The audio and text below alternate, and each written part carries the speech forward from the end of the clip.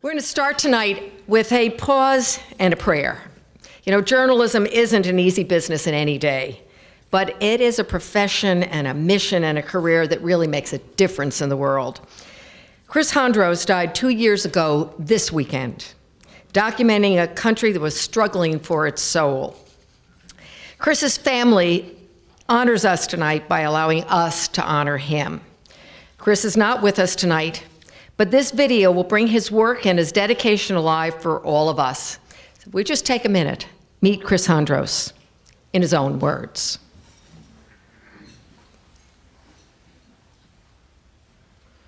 I am a traveling journalist, you know. I do a lot of conflict zones. And Iraq is a particularly extreme one, but the conflict zones around the world do have a lot of similarities to each other. And part of yours, when people talk about being an experienced war correspondent, part of that experience means like keeping yourself sane in these places, in these insane places. So for my part, you know, what's fun in Iraq? Well, you know, we have the journalists all stay in this hotel that's barricaded, as I was mentioning earlier, a little mini green zone outside of the green zone. And we have parties, you know, people get together. My company is luckily, we have the penthouse suite on the top floor of the hotel that we snagged as soon as it became available, that we've had for 4 years and we'll never leave. And so we have one of the biggest spaces, and so we have people up at least once a week for cheap wine when we can find it, and parties and talking about the situation, and it's really not dissimilar from a party you might find in Pittsburgh or in New York or something, you know. I believe in the work that I do in Iraq. I believe in the work that journalists in general do. Journalists have a basic function to oversee the acts of government, and the Iraq invasion is an act of government to the nth degree. It must be overseen on some level. But if I can keep myself from bringing too much of that home and continue to have home and a life here, I'm going to do it.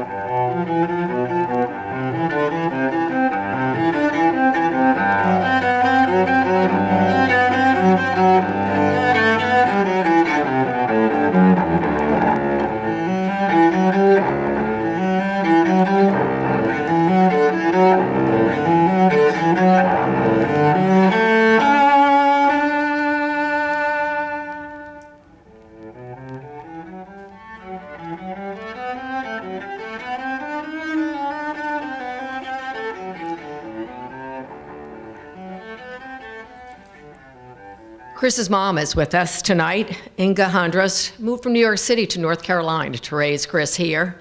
He loved this state, and his fiance is with us tonight to talk about him and accept his award. Christiana Paella come on up. She's a former AP photojournalist and editor. She's a current public interest lawyer. And when you realize we knew that he'd want us to be here having a drink in his honor tonight, because that's what he did when he was with his friends. Christina.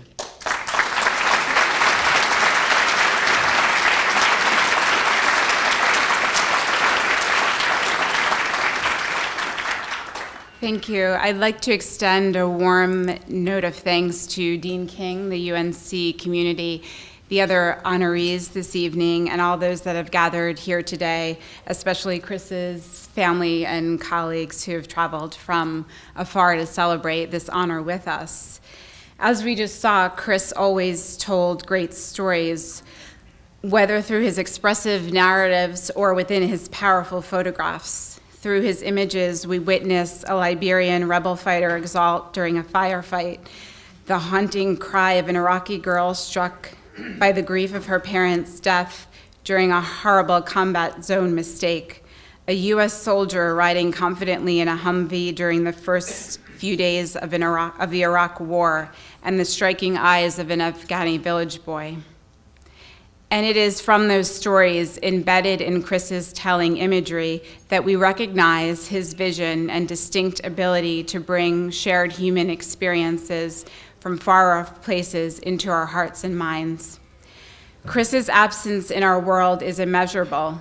We are humbled and honored to receive this award on behalf of the extraordinary life he led and continue to honor his life and legacy with the creation of the Chris Hondros Fund. This fund supports emerging journalists and his colleagues while raising awareness of so many of those that are still reporting from conflict zones. And we thank you again for this tremendous honor. Thank you. Is